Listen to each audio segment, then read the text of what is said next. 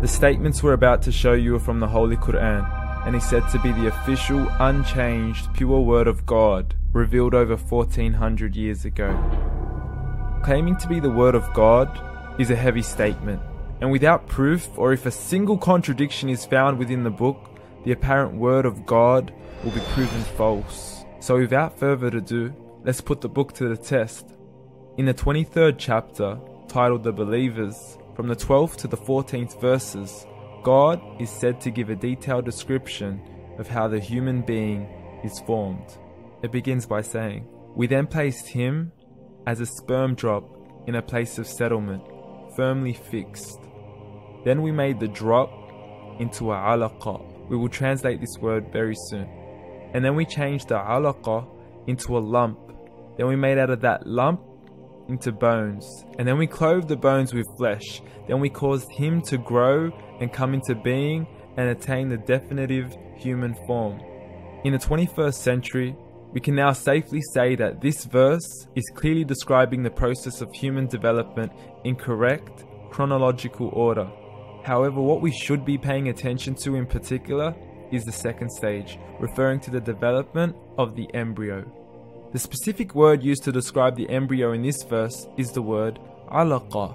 The word alaqa, when translated into English, can mean three separate things. Firstly, a blood clot, or to be suspended, that is to be hanging or clinging to something, or thirdly and finally, a leech.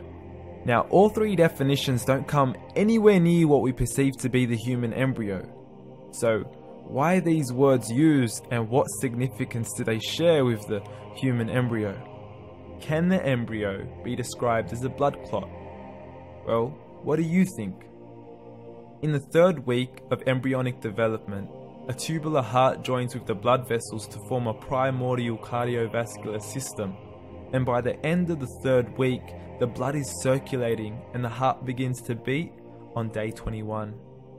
The first thing that comes to mind in regards to being suspended or hanging is the umbilical cord. But we can't use that example because we are simply referring to step 2, before the baby has even formed. But we now know today that the umbilical cord is formed from the connecting stalk.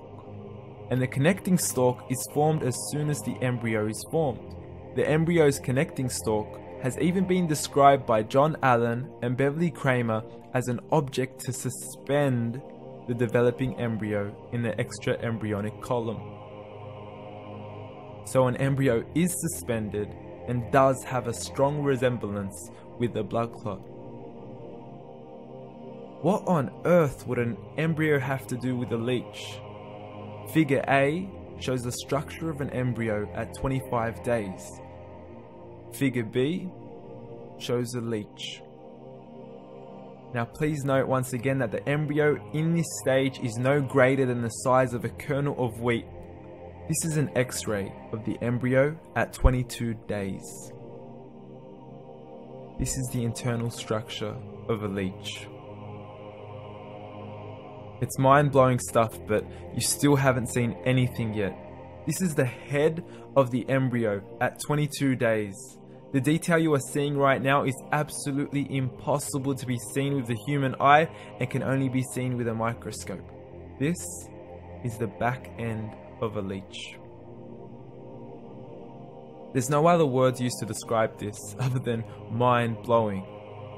The pictures we have shown you are impossible to be seen with the human eye or even to be predicted by the human mind. Once again, the verses we have shown you were revealed over 1400 years ago to a man who couldn't read nor write.